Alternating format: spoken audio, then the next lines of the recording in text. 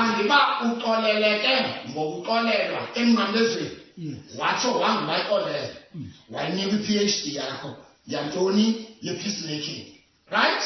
Okay, now ithi into umuntu we-PhD umuntu we-PhD system umuntu ofunde kakhulu ifika ngokuhamba uyopractice ntoni uxolo because i-examination uyipasile ngokuba uyipaselwe phi emnqamlezweni awuyipasanga ngokwakho uyipaselwe emnqamlezweni. Now thatha ke ngoku i-PhD yakho uyophila ngokomntu one-PhD yobabhani baxolele.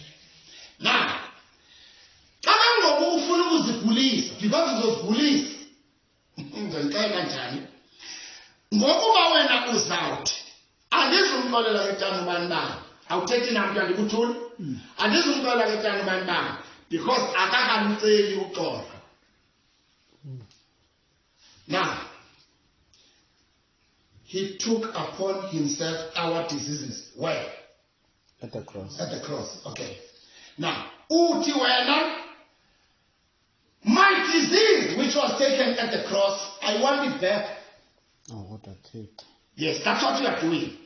Kuzokwenzekani xa usithi andizumxolela ube ungaxolela into ezokwenzeka uzophetha si-stress. I-stress sokuba ungaxoleli. Yes.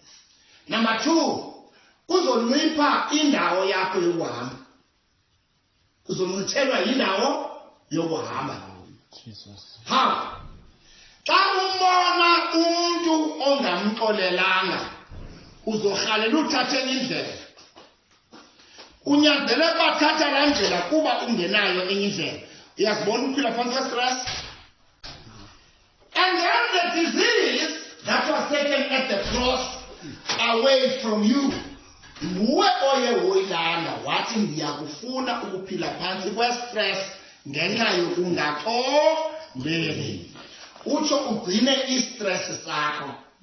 Uhlale uphila ne-stress songaxoleli. Because i-problem yongaxoleli kukuba ii-hormones zakho, kukho ii-hormones apha emzimbeni.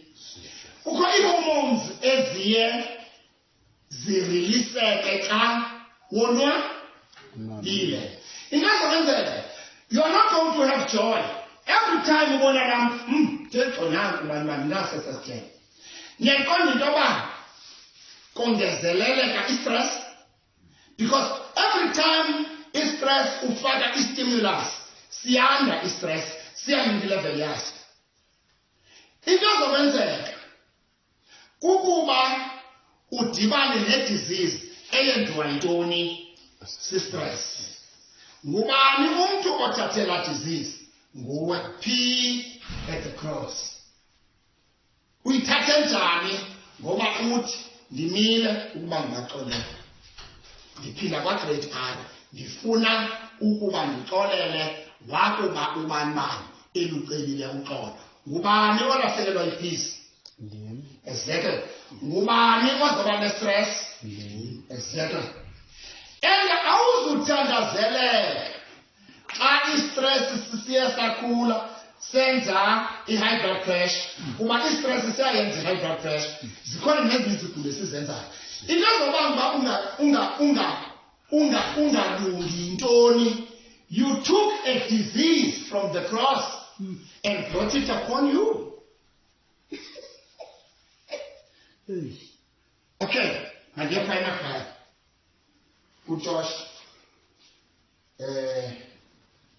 ndiye kuMamubhesi ndiye kuTata Madolo nanku umntu ulele naye ebhedini ukuphoxile wenza njani ukuze ungathathi i-disease at the cross uyibuyisise kubo andibaye uzikholele uzincumele nje wenza njani uya ukuziqhagamisa kwi-PhD yakho ingaphazanyiswa uya kuMateyu 18 verse 15 namlapha ecaleni kwakho andicaphulise mlapha ecaleni kwakho okay Funda nje only the first part. Ukhavanisha uprotect iPhD yakho yoxolo ba ingaphazamiseki. Isidanga sakho soxolo singaphazamiseki. Ulapha phambi kwakho lo muntu. Tosh ude wamphelela udlo kumlandi ucinga uzocela uxolo. Enganothola umimi kuba akaziboni eteni ebonile. Funda ukhusela iPhD yakho. Wathi bekhalisele nto ngifuna ukuthetha ngoku. Kutheni ngathi nifuna ndizenzele nje. 18 verse 15. 18 kala phansi. 18 verse 15. Uma uthatha 18 verse 15. Yes. Ukuba ke umzalwana wakho uthe wakona. Yiya umoshwayo singuwe naye. Yaphambili lo Bible. Ithi ya uyongetha. Miyayithi yongetha. Ikhona ingxaki ukukhulelwa yayisenziwe. Uyayibona wrong? Yiyo yongetha.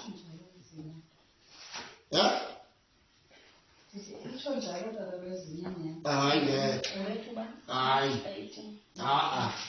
The interpretation is wrong.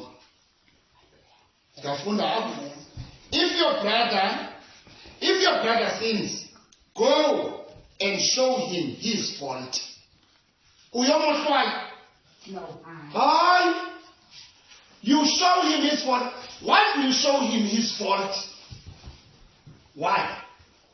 Why do you show him his fault? He does not see it. Uyamshwaya? Ukoshwaya ubona isifault? Okay. Namelani ke. Uzofike uthi mandenza umzekelo ngomtosha. Uzofike uthi tanya bhala yena kubeka xa ubusithi. Yena ziva ndingaphatheki kamnandi xa ubusithi. Liyaphakama ilizwi? Hayi. Kuba xa liphakama kuphuma ntoni?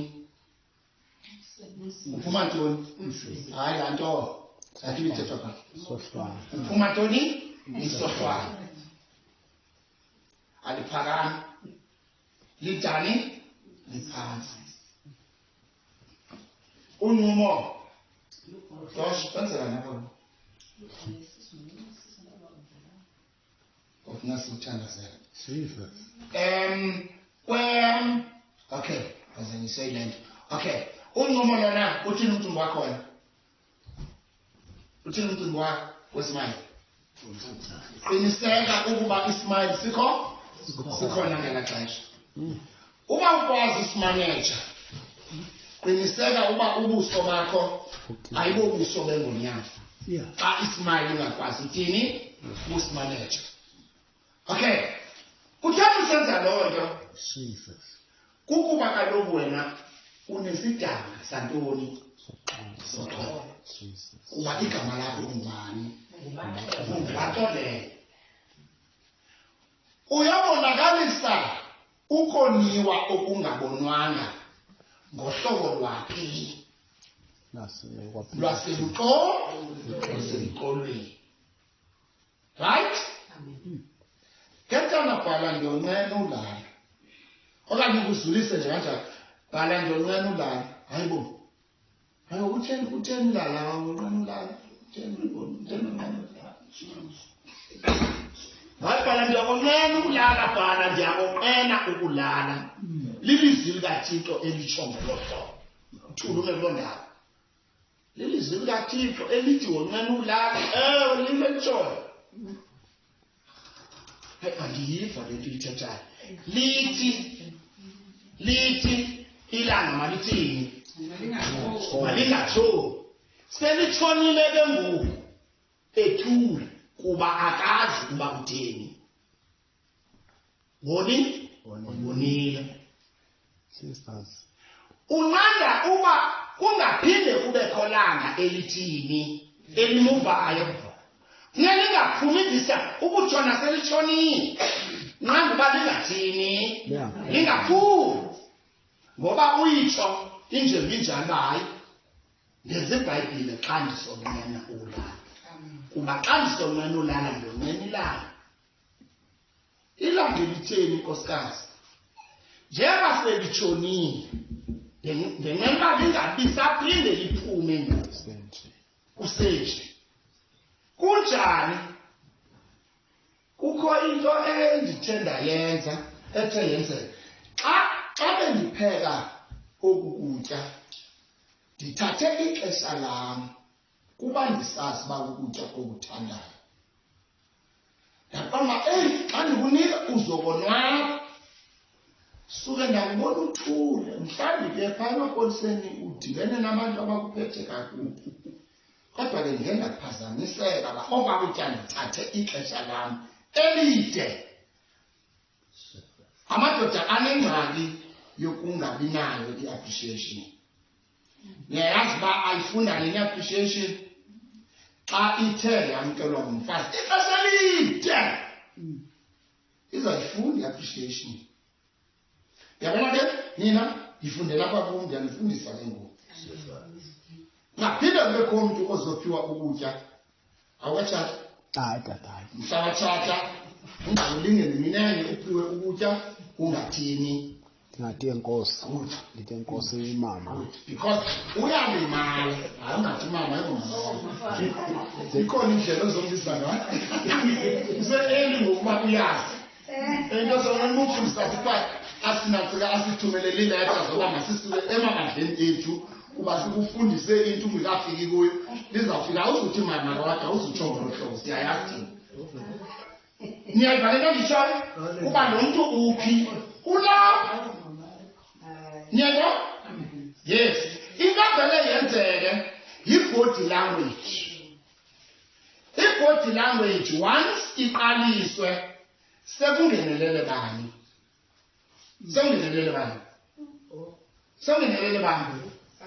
exactly so usana usebenzisa i-body language uvile mamadoda nditsho umyena ndiye ndaphazamiseka noba khange ndiqobe libe lide elaa xesha so okwamkani bendicinga uba ukutya okuthandayo yabona ngoku ndithe uba ndikunike ndithathe i-2 hours yonke nabantwana ndibahlalise phantsi ndikupheke kakuhle uvile uthuluthithi ndiphazamisekile ndonqena ilanga lizawusiphazamisa selitshonile alihlale laphinde silibone unqena ntoni namadoda ibhodi language because ibhodi language ifike yenzeni eluxolweni ithi ibhodi language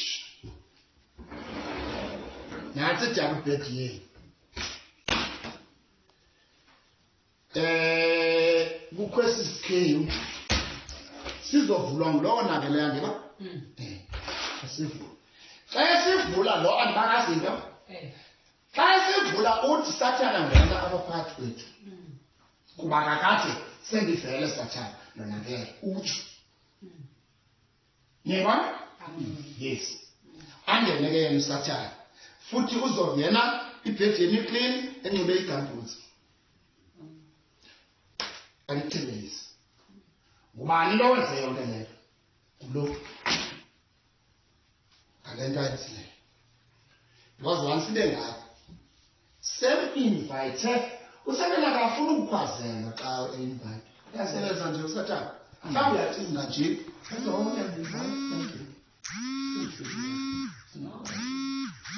indlela kunzima ngayo ukumgxotha xa sekhona because xa sekhona kaloku vela funa unuka endlini that's the problem niyayibona nto nditsho ndiyakhosisa good now sizokwazi ukulushumayela ke uxolo thina mavele singawenwena igama elithi uxolo mntakwethu uxolo ndiyaxolisa mntakwethu makathe saqala utheko makathe vuthamela ngaliselenxe uxolo mntakwethu uxolo mntakwethu obona eyevuthamelana wena yiba kubona uya uba uthamba apha entloko emxolweni. Kutheni into mabe njalo? Ayisosithuko kuba uthi ucela uxolo aye evuthamelana. Hayi ayisisithuko. Yintoni? Nguye uthatha i-disease from the cross uyifaka bani? Kuye. So sumncedisa kulaa disease ayithathayo from the cross ayizisa kuye. Sumncedisa. Kaloku i-disease yakho ndingayathatha siyithatha ngokuyibuyisa. Because once uyibuyisa iza kuphazamisa. Futhi ngoku busuku uphazamisekileyo umyelileyo uMateyu 18 verse 15. Ubona busuku amadimoni azovela mobilize. Kuni lisimkanyana. Kuni siba ngafika eqolo kuvaliwe imithandazo. Siba ngafika endleleni kuvaliwe imithandazo. Nalapha ekhaya kuvaliwe imithandazo apha ebedroom. Uzosola kakuhle. This girl, thank you madam. Enkosi. Ufike ukuphulula ngokulela ngani simadolo amadimoni ukuphulule evuya. Yila gap uyicreate la. Uthatha disease from the cross. Ithathiwe when uyisela kuwe. Amen. Amen. Yes. Lastly, umnceda njani umhlobo wakho ocela uxolo kuye abe yena ebusy ethatha disease from the cross eyisisa kuye? Uyamlinda njengoba uyafuthamela amagwinya ugwinya elithile mlinda akugwina yithi ngicela intoba sithandaze. Anibanihlala kunya? Aniyo? Yes. Ngicela sithandaze. Xa uthandaza qiniseka uba uyaliliza igama loxolo. Ukhupha ntoni? Idisease azifake yona. Thixo sixolelene njengabantwana bakho. Cala uxolo Nkosi phakathi kwethu kuba singabantwana bakho. Uxolo Nkosi lwethu salinikwa emnqamlezweni ngeke silahlekane nalo. Amagama ethu singobaxolela. Mna nomzalwana wami. Andiba uye wafuthamelana waligwinya? Emveni komthandazo uzoyiqonda lena. Okay. Kufuneka ndiphelise igwinya ebengileyo. Ndiyaxolisa ngoba ndibe ligwinya ngexesha ophethe uxolo. Ngone ngqondo leyo. Anani? Ndishilo ke waseToli ngathi ndizoyifundisa le nto. Ngeke ngikufundisa. Cela siphakame sithandaze sibe